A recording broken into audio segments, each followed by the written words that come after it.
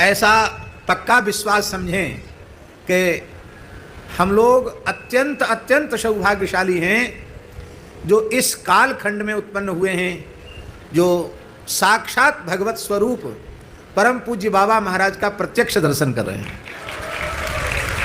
पूज्य श्री बाबा महाराज का दर्शन साक्षात श्री युगल सरकार का दर्शन है।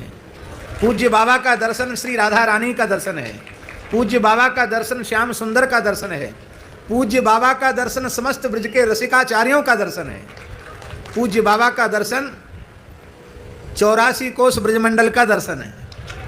आज 84 कोस ब्रजमंडल में जो कुछ दिखाई पड़ रहा है वह श्री राधा रानी ने अपनी अचिंत्य अनंत शक्ति को देकर पूज्य बाबा के माध्यम से करवाया है।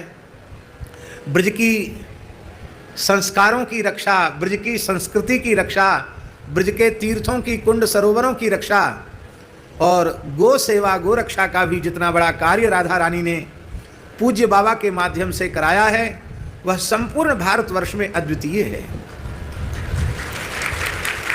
वृषभान जी का गोष्ठ नंद बाबा के गोष्ठ से बड़ा था, ऐसा हमने गुरुजनों के मुख से सुना है। तो श्री माताजी गोष्ठ जो है वो वृषभान बाबा का गोष्ठ है, राधा रानी का गोष्ठ है।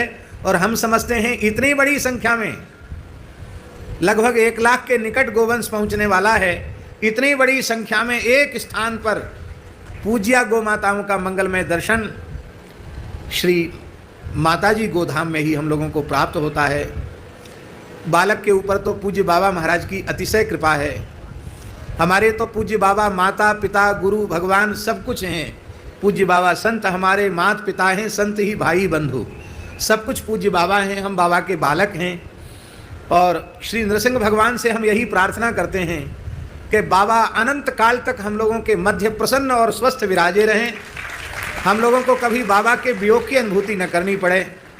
ऐसी श्री जी के चरणों में, नृसिंह भगवान के चरणों में प्रार्थना है कि उनके संपूर्ण अरिष्ट को भगवान नृसिंह एक गर्जना में ही समाप्त कर दें। बाबा के श्री चरणों में दास का बार बार साष्टांग प्रणाम है। सभी परिकर के चरणों में हमारा दंडवत प्रणाम है। आज यह नृसिंह पुराण की कथा सफल हो गई, सार्थक हो गई।